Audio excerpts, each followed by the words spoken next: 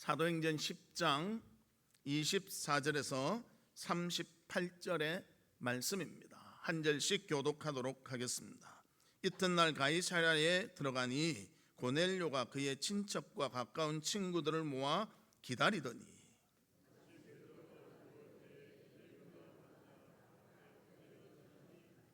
베드로가 일으켜 이르되 일어나라, 나도 사람이라 하고 이르되 유대인으로서 이방인과 교제하며 가까이 하는 것이 위법인 줄은 너희도 알거니와 하나님께서 내게 지시하사 아무도 속되다 하거나 깨끗하지 않다 하지 말라 하시기로.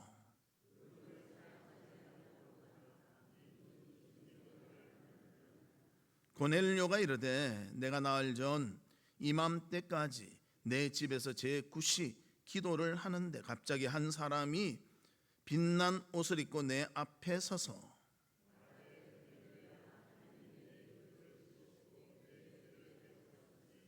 사람을 요바에 보내어 베드로라 하는 시몬을 청하라. 그가 바닷가 무두장이 시몬의 집에 유숙하느니라 하시기로.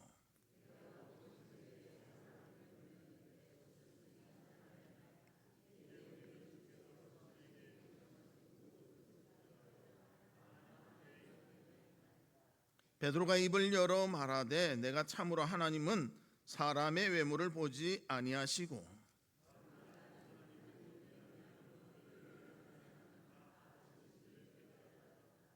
만유의 주 되신 예수 그리스도로 말미암아 화평의 복음을 전하사 이스라엘 자손들에게 보내신 말씀,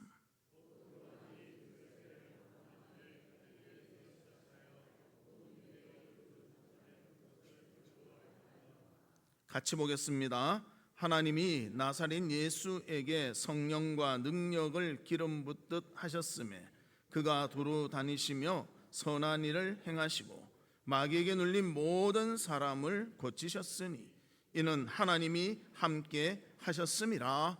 아멘.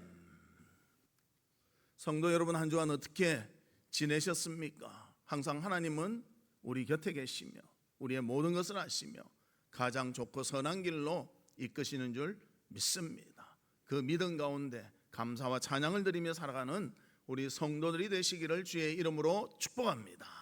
우리 옆에 분들과 인사 나누는데요, 일어나 빛을 발합시다. 그렇게 인사 나누도록 하겠습니다. 일어나 빛을 발합시다.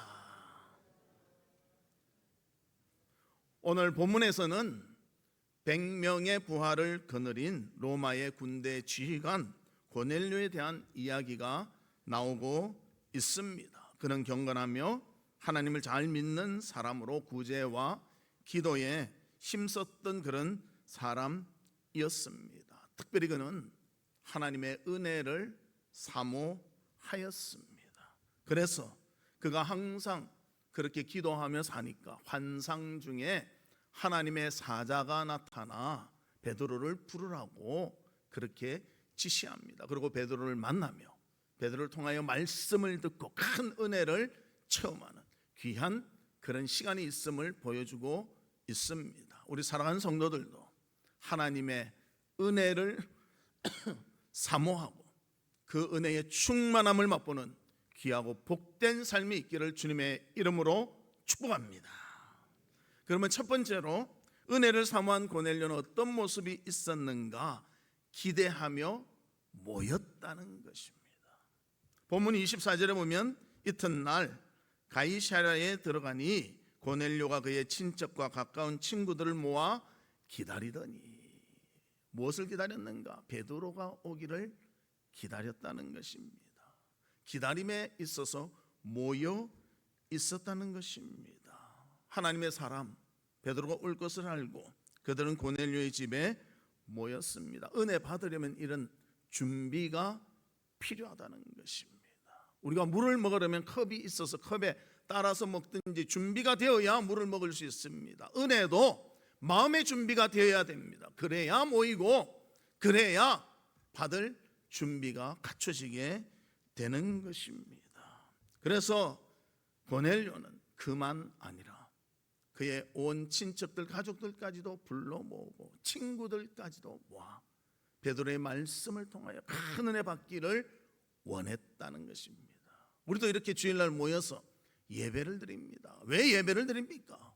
하나님의 은혜를 받기 위해서 드리는 것입니다. 이 시간이 하나님 앞에 온전한 마음으로 드려 주님이 주시는 놀라운 은혜와 기쁨을 맛보는 그런 시간이 되시기를 주님의 이름으로 축복합니다. 사무엘서에 보면 또 다른 모습이 나옵니다. 사무엘상 7장 5절에 보면 사무엘이 이르되 온 이스라엘은 미스바로 모이라. 내가 너희를 위하여 여호와께 기도하리라. 이 미스바에 모인 이유는요, 두 가지입니다. 하나는 회개하기 위하였습니다. 이스라엘 백성들이 하나님이 그들의 신인 줄 알고도 우상을 많이 섬겼습니다. 이제는 그에 대한 감각까지도 줄어들고 있을 때 사무엘이 이스라엘 백성들을 다 모읍니다. 미스바에 모읍니다. 그리고 거기서 회개하게 만든다는 것입니다. 그뿐만이 아니라 외부적으로는 블레셋이라는 나라가 이스라엘을 쳐들어옵니다. 당시에 강국이었고요, 그 나라와 싸워서 이길 것은 굉장히 확률이 적습니다. 그때 싸움으로 한 것이 아니라 하나님 앞에 기도하였다는 것입니다. 세상을 만드시고 주관하시고 다스리는 분이 하나님인 줄 알았기에 하나님께 기도했습니다. 그래서 이스라엘 백성들은 모두 다 회개하고 우상을 버리며 이제는 주님만 섬기기로 약속했고요, 블레셋도 하나님께서 스스로 물러갈 수 있도록 그들을 물리쳐 주셨습니다. 하나님의 은혜는요, 우리가 생각한 것보다 더 대단한 것입니다.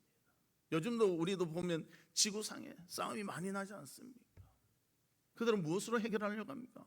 힘의 논리로 해결하려고 합니다. 그리고 자기들이 이겨서 뭔가 더 빼앗으려고 하는 것입니다. 그러나 하나님은 싸우는 것을 원하는 것이 아니라 평화를 원하십니다. 그래서 우리도 하나님의 마음을 가지고 언제나 사랑하며 섬기며 기뻐할 수 있는 우리 성도들이 되시기를 바랍니다. 예수님께서도 승천하신 후에 제자들에게 마가의 다락방에 모여 기다리라고 했습니다. 성령을 기다리라고 했습니다. 그래서 사도행전 2장 1절에 보면 이렇게 말합니다. 오순절 날이 이미 이르매 그들이 다 같이 한 곳에 모였더니, 은혜 받으려면 준비가 돼야 되고 모여야 하는 것입니다. 그 모인 자리에 성령의 강림이 일어나고요, 제자들은 용기를 얻게 되고 하나님의 일에 모든 것을 감당하는 그러한 자들이 될 수가 있었다는 것입니다. 그 전에는 예수님 십자가에 못 박힐 때 다 도망갔던 제자들입니다. 두려워서 떨었습니다. 어디서 감히 전도했습니까? 그러나 담담을 얻은 후에는 순교의 각오를 하고 주의 복음을 전하는 성령의 충만한 삶을 살아가는 그런 제자들이 될 수가 있었다는 것입니다. 오늘 본문에도 보면 고넬료와 그의 가족들, 그의 친구들이 모여 예수님의 수제자 베드로의 모든 것을 기다리는 그러한 모습을 보여주고 있습니다. 그래서 베드로를 기다리는 어떤 일이 생겼는가? 사도행전 11장 15절에 보면 내가 말을 시작할 때에 성령이 그들에게 임하시기를 처음 우리에게 하신 것과 같이 하신지라. 마가의 다락방에서 일어났던 그 성령의 강림의 역사가 고넬료 그 모인 곳에도 이루어지게 되었다는 것입니다. 그렇습니다. 하나님의 은혜를 바라고 모이는 곳에는 성령의 은혜가 임하게 되는 것입니다. 우리도 오늘 주일 이 자리에 모였는데 하나님의 은혜를 바라고 모인 줄로 믿습니다. 하나님을 바라보면 하나님이 우리의 심령마다 은혜를 주시고 성령의 충만을 주실 줄 믿습니다. 우리 마음을 다하고 뜻을 다하여 주님을 바라보며 심령마다 하나님이 주시는 놀라운 은혜를 맛보는 귀한 시간 되시기를 주님의 이름으로 축복합니다. 두 번째로는 은혜를 사모한 고넬료는 사모하며 기다렸다는 것입니다. 본문 24절에 보면 이튿날 가이사랴에 들어가니 고넬료가 그의 친척과 가까운 친구들을 모아 기다리더니, 기다렸다고 표현하고 있습니다. 그러면 무엇하면서 기다렸습니까? 간절히 사모하면서 베드로를 기다렸다는 것입니다. 베드로가 오면, 하나님의 사람이 오면 하나님의 역사가 있을 것이고 하나님의 놀라운 일들이 있을 것임을 사모했다고 그렇게 표현하고 있습니다. 우리 어린아이들 보면요, 엄마를 막 찾을 때 대문 여는 소리만 나도 막 쫓아가서 막 합니다. 엄마가 온 줄 알고. 사모하는 마음 아닙니까? 우리도 예배 드릴 때요, 하나님을 만나고 하나님으로 인해서 성령의 역사가 있도록 사모하는 마음이 필요하다는 것입니다. 그리고 그 간절함이 있을 때 하나님은 함께해 주십니다. 그래서 그 간절함이 있으니까 본문 25절에 이렇게 말합니다. 마침 베드로가 들어올 때에 고넬료가 맞아 발 앞에 엎드려 절하니. 간절히 사모함이 있으니까요, 베드로가 들어오는데 엎드려 절했다고 표현하고 있습니다. 이런 간절함이 은혜의 통로가 되는 것입니다. 시편 107편 9절에도 이렇게 말합니다. 그가 사모하는 영혼에게 만족을 주시며 줄인 영혼에게 좋은 것으로 채워 주심이로다. 할렐루야. 만족하고 채워지고 하나님이 하실 때, 하나님을 갈망할 때, 사모할 때 이러한 일들이 이루어진다는 것을 보여주고 있습니다. 또 예수님도 승천하시기 전에 사도행전 1장 4절의 말씀에 이렇게 말합니다. 사도와 함께 모이사 그들에게 분부하여 이르시되 예루살렘을 떠나지 말고 내게서 들은 바 아버지께서 약속하신 것을 기다리라. 하나님의 때에 주실 것이라는 거예요. 기다림이 필요합니다. 사모하며 기다림이 필요합니다. 우리는 너무나 많은 예배를 드린 것 같아요. 저만 해도 일주일에 예배를요 거의 한 10번 가까이 드리고 5일간 새벽 기도 드리죠.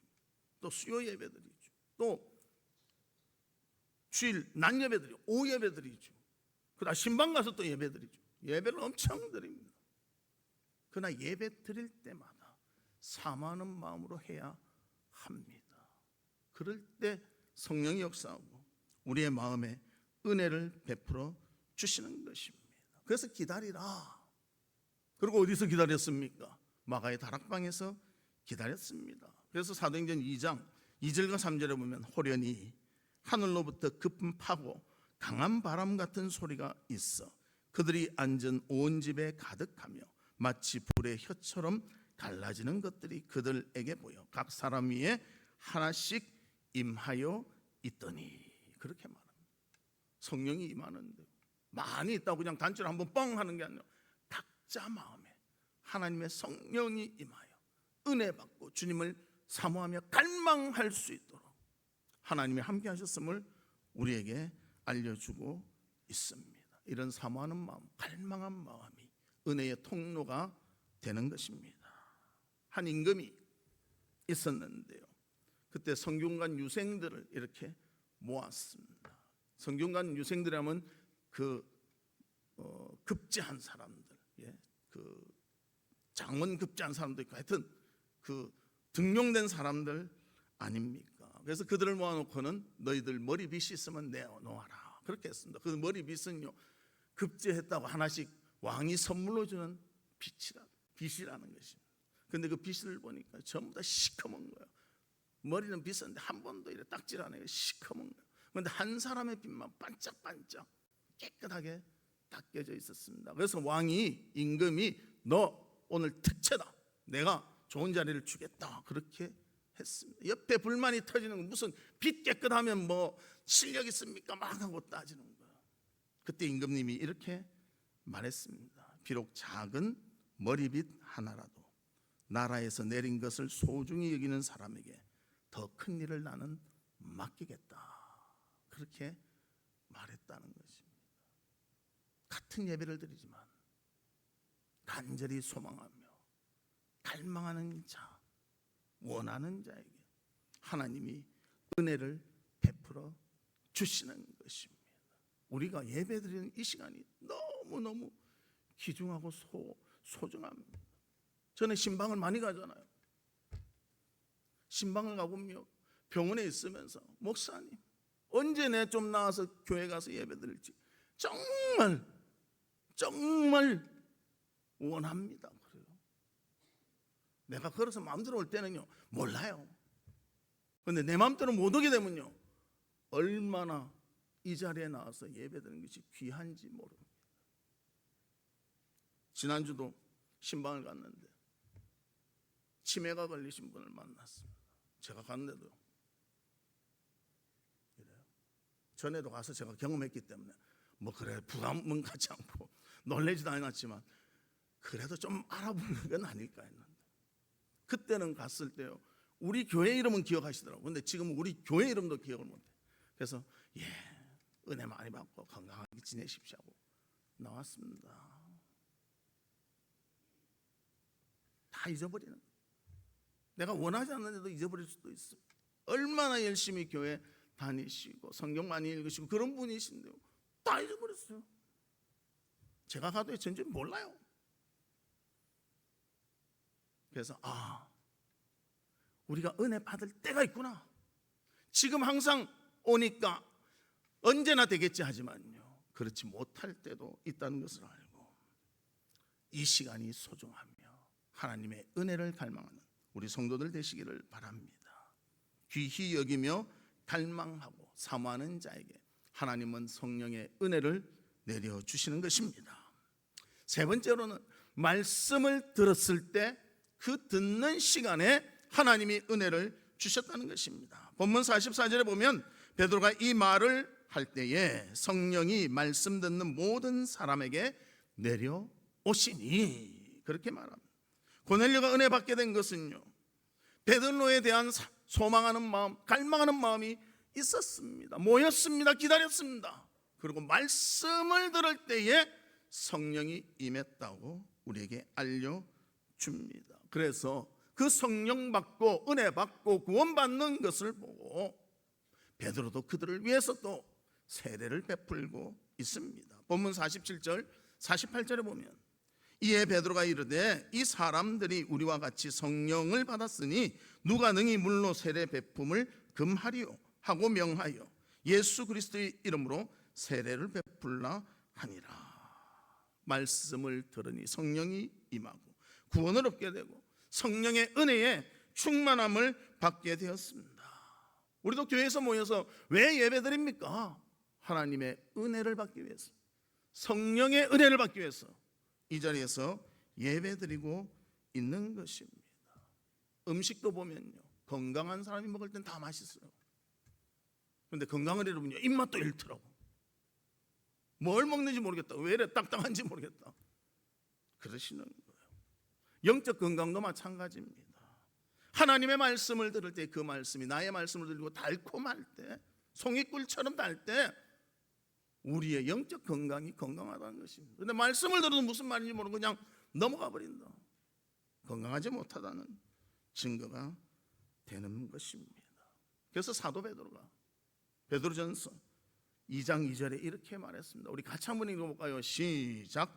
갓난 아기들 같이 순전하고 신령한 젖을 사모하라.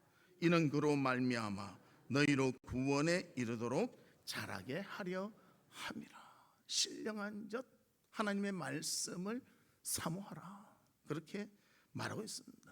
반대로 사도 요한은 어떻게 말하는, 사도 바울은 어떻게 말하는가?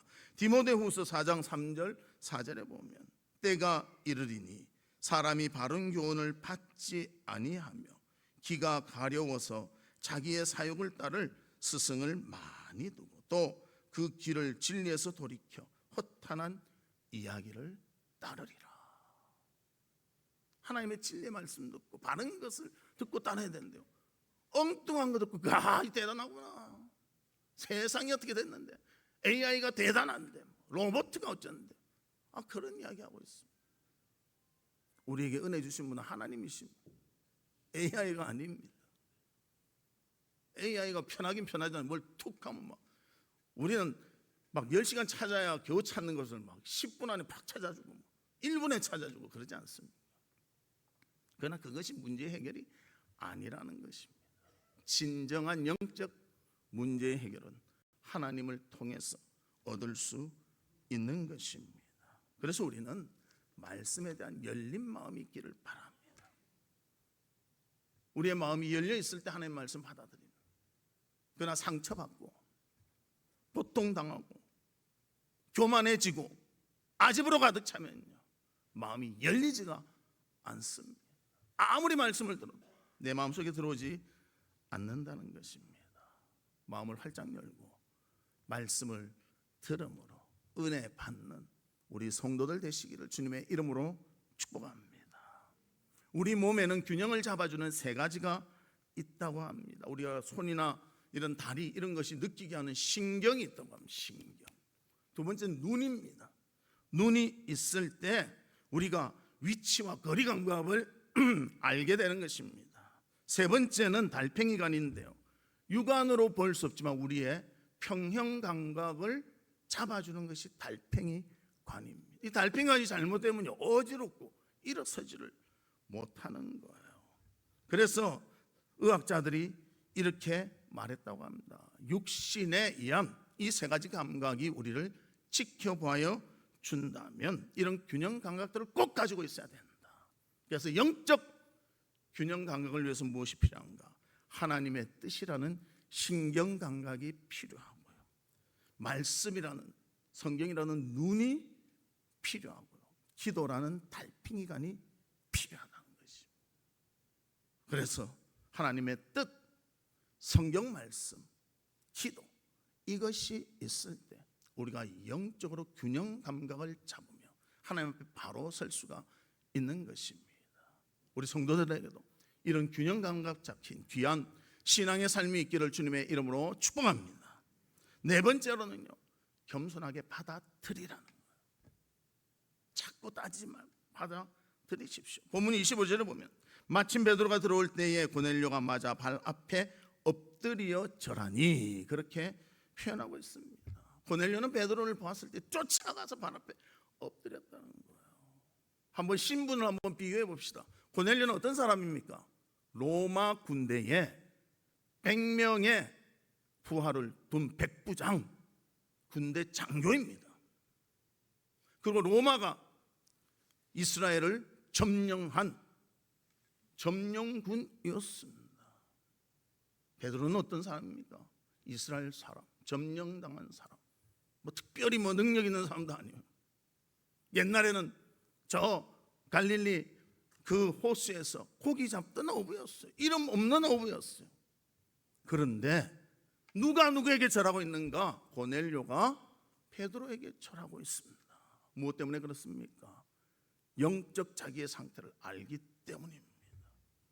그래서 고넬료는 겸손한 인격도 갖췄지만 자기의 영적 상태를 바로 알았기 때문에 베드로 앞에 무릎을 꿇고 머리를 숙일 수가 있었다는 것입니다. 우리도 묵은 신분이 높고 이런 거로 하겠어요?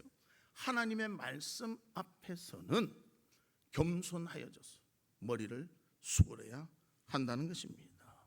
반대로 그러면 우리가 잘 아는 사울 왕은 왜 교만해졌습니까? 자기의 영적 상태를 파악하지를 못했다는 거예요.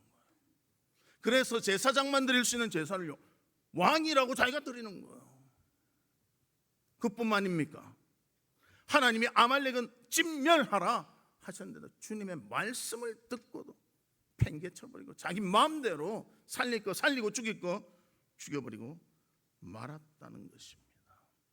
하나님의 말씀을 가볍게 여기고 귀 기울이지 않을 때는 반대의 현상 나타나게 되는 것입니다. 오늘날에도 고넬료와 같이 영적으로 겸손한 사람이 있습니다. 또 사울왕처럼 영적으로 교만한 사람들도 있습니다. 그 비교의 차이는 무엇인가? 하나님의 말씀을 겸손히 받아들이느냐 아니면 못하느냐, 그 차이라는 것입니다. 하나님의 말씀을 잘 받아들이며 겸손으로 그것을 순종하며 살아가는 우리 성도들이 되시기를 주님의 이름으로 축복합니다. 말씀의 결론을 맺겠습니다. 고넬료는 비록 이방인이었습니다. 신앙적으로 본다면요, 그가 로마의 장교일지는 모르지만 이방인이었습니다. 하나님의 축복에서 벗어난 이방인이었습니다. 그러나 베드로를 맞이할 준비의 마음이 되었고요, 사모함이 있었습니다. 그래서 가족을 부르고 친구들을 불러 모았습니다. 은혜를 사모하고 있었습니다. 겸손히 베드로를 받아들이며 또 말씀을 들을 때 성령의 충만한 은혜가 임하게 되어서 구원 얻고 기쁨을 누리게 되었습니다. 우리도 마찬가지로 하나님 앞에 겸손히 나오고 사모하는 마음을 가지고 그 하나님의 주시는 말씀 가운데 은혜를 누리는 귀한 성도의 삶이 있기를 주님의 이름으로 축복합니다. 이 시간 우리 같이 기도하는 하나님 아버지, 정말 주의 말씀을 기대하며 모이게 하시고 사모하게 하시고 말씀을 듣게 하시고 겸손히 받아들여 큰 은혜가 우리 가운데 임할 수 있도록 도와 주시옵소서. 우리 다 같이 통성으로 기도하도록 하겠습니다.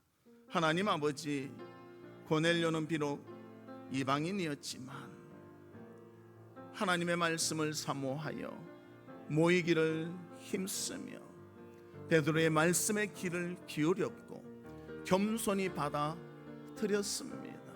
베드로는 한낱 어부이지만 군대의 장교인 고넬료는 그 앞에 머리를 숙입니다. 하나님 말씀에 숙이며 하나님 앞에 머리를 숙인 것입니다. 우리도 겸손히 주의 말씀 앞에 머리를 숙이고 주의 뜻을 깨달으며 하나님께 영광 돌리는 귀하고 복된 삶을 살아갈 수 있도록 우리를 붙잡아 주시고 함께해 주시고 도와 주시옵소서. 하나님 아버지, 우리도 이 자리에 모였습니다. 하나님의 말씀을 사모합니다. 주의 말씀에 겸손히 순종하며 나오는 저희들이 되어서 고넬료와 같이 성령 충만의 은혜를 누릴 수 있도록 인도해 주시옵소서. 예수 그리스도의 이름으로 기도하옵나이다. 아멘.